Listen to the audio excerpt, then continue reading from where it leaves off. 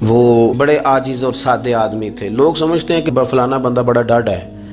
ڈاڈے تھے وہ، لیکن اپنے نظریے کے اعتبار سے، اپنی بات کے اعتبار سے وہ ڈٹ جانے کا مزاج رکھتے تھے، لیکن روٹین میں، وفاداری میں، میل ملاپ میں بڑے حسین آدمی تھے. یعنی ایک لفظ وہ بولتے تھے جب کسی سے ملتے تھے. مجھ سے ملاقات ہوتی تو میں نے دیکھا جیسے ہی ان کے کمرے میں داخل ہوئے تو وہ کہتے تھے بلے بلے، پیر جی بلے بلے، مولانا بلے بلے. کوئی طالب علم آتا تو اسے کہتے. یہ روٹین میں وہ ملنے والوں سے یہ لفظ بولتے تھے. بڑی شاندار زندگی گزاری، بڑی وزادار زندگی گزاری، اور دیندار لوگوں کا انہوں نے قد اونچا کیا. اور میں یہ عرض کروں ان کے کارکنوں سے، شاگردوں سے، ان کے مریدوں سے کہ وہ یاد رکھیں اس بات کو کہ آپ کے تو وہ سربراہ تھے، شیخ تھے، استاد تھے، لیکن نبی پاک سے محبت کرنے والا ہر بندہ ہی ان سے محبت کرتا ہے. تو حضرت شیخ نے بڑی بھرپور زندگی گزاری. پھر ان کا وصال ہوا. کل جب خبر آئی تو بہت سارے لوگوں کے آنکھوں میں آنسو دیکھے.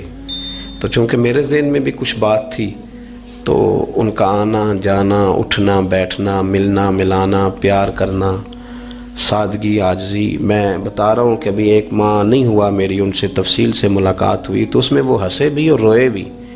ساری چیزیں اس کے اندر میں نے دیکھیں. تو جب میں لوگوں کی آنکھوں میں ان کے لیے آنسو دیکھتا ہوں، پیار دیکھتا ہوں، تو پھر مجھے وہی بات یاد آتی ہے جو وہ لوگوں سے کہتے تھے. تو میرا دل کرتا ہے ان سے کہوں کہ حضرت بلے بلے، حضرت مولانا خادم حسین رضوی صاحب بلے بلے، شیخ بلے بلے، اور حضرت جی آپ کی بلے بلے. آپ آئے بھی تب بھی بلے بلے، اور گئے تو پھر بھی بلے بلے. اور جگر مراد آبادی نے کہا تھا کہ جگر راہ وفا میں نقش ایسے چھوڑ آیا ہوں، میں جس منزل سے گزرا ہوں وہ اب تک یاد کرتی. بزرگ عالم تھے حضرت مولانا خادم حسین صاحب رضوی. مولانا خادم حسین رضوی رحمۃ اللہ علیہ کو لوگ صرف تحریک لبیک کے حوالے سے جانتے ہیں، حالانکہ ان کا جو کیریئر ہے وہ بہت پرانا ہے. مولانا بنیادی طور پر ایک استاد تھے، ایک شیخ الحدیث تھے. ان کا جو بیسک کارنامہ ہے وہ یہ ہے کہ وہ درجنوں نہیں سینکڑوں علماء کے استاد ہیں. سینکڑوں علماء کے، یعنی میں نے سوچ سمجھ کے لفظ کہا. انہوں نے سینکڑوں لوگوں کو رسول اللہ کا دین پڑھایا ہے، اور ان کے اب شاگردوں کے شاگرد بھی مدرسوں میں پڑھاتے ہیں. مولانا ایک بڑے غریب سے سادے سے گھرانے میں وہ پیدا ہوئے تھے. انہوں نے بڑی سادہ اور آخر تک زندگی انہوں نے وفاداری والی گزاری، سادگی والی گزاری، حسین گزاری. کسی شخص کے ایک ہوتا ہے کسی کے نظریے سے اختلاف کرنا، ایک ہوتا ہے کسی کے طریقہ کار سے اختلاف کرنا. کچھ لوگوں نے ان کے طریقہ کار سے اختلاف کیا ہے، لیکن ان بندے کا نظریہ اتنا شاندار تھا کہ نظریے سے کسی نے اختلاف نہیں کیا. لوگوں نے یہ ضرور کہا کہ یہ فلانی بات اس طرح ہو جاتی تو ٹھیک تھا، لیکن یہ سب نے کہا کہ بندہ بات ٹھیک کرتا ہے. نظریے سے، فکر سے لوگ مطمئن ہو جائیں. زندہ کیا رہتا ہے؟ نظریہ. زندہ کیا رہتا ہے؟ نظریہ. فکری طور پر ایک خوبصورت آدمی تھے، ایک بڑے منجے ہوئے آدمی تھے، ایک وزادار آدمی تھے، ایک صاف ستھرے آدمی تھے. میری ان سے ملاقات اس وقت ہوئی تھی پہلی دفعہ جب وہ بالکل ٹھیک تھے، ٹانگوں پہ چلتے تھے.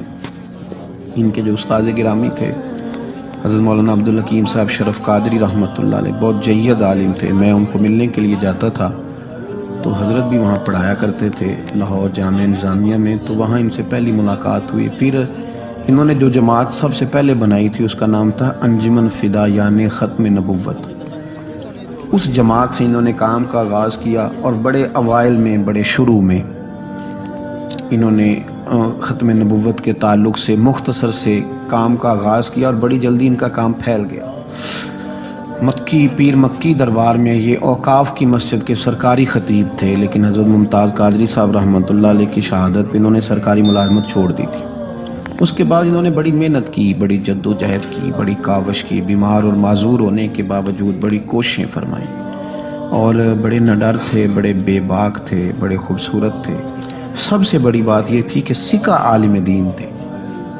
جماعت کسی بھی سیاسی جماعت کے پاس اتنا تگڑا بندہ نہیں جس طرح کہ حضرت مولانا خادم حسین رضوی صاحب تھے.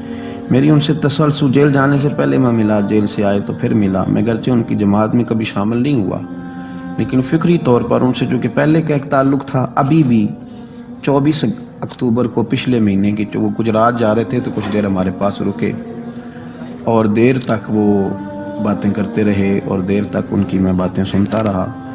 پھر وہ مجھ سے کچھ سوالات پوچھتے رہے، میں ان کے جواب دیتا رہا۔ پھر اچانک جو ہے وہ کچھ دن پہلے خبر ملی کہ ان کا طبیعت ان کی بڑی علیل ہے۔ میں نے تیمارداری کے لیے کچھ ان کے جو قریبی لوگ تھے ان سے رابطہ کیا، بتایا کہ آپ ٹھیک ہیں، آپ تھوڑے بیمار ہیں۔ پھر کل اللہ تبارک و تعالیٰ کا فیصلہ قدرت آیا اور تیزی کے ساتھ لوگ اٹھ گئے۔ اس 2020 نے بہت سارے لوگ اہل سنت کے لیے، لیکن اس شخص کا جانا وہ زیادہ ہی تکلیف دے گیا۔ دل مائل نہیں ہوا، میں تو ناشتہ نہیں کر پایا طبیعت، اور میں نے پہلی دفعہ فیصلہ کیا تھا میں جمعہ نہیں چھوڑا کرتا۔ سوچا تھا کہ اگر جمعے کے بعد جنازہ ہوا تو جمعہ لاہور جا کے پڑھوں گا، لیکن ان کی نماز جنازہ کل 10 بجے ہے۔